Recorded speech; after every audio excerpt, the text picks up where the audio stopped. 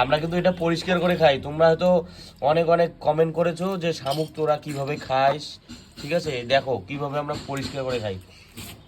আর এগুলা যে আছে, এই যে এগুলা যে রাখা হয়েছে গোটা গোটা, এগুলো কিন্তু আমরা সিদ্ধ করে তারপর এই জায়গাটা আমরা ভেঙে দিব, এই জায়গাটা, ঠিক আছে? তারপর অনেক কয়েকবার ভালো করে ধুয়ে নিয়ে তারপরে রান্না হয় গাইস। জুই, তুমি জানো অনেকজনে অনেক কমেন্ট করছে, কমেন্টে কিন্তু অশিক্ষিত গেয়ভূত পর্যন্ত বলেছে আমাদের, কিসের জন্য? কারণ আমরা শামুকের সবজি খাইছি। তো তুমি কিছু বলো।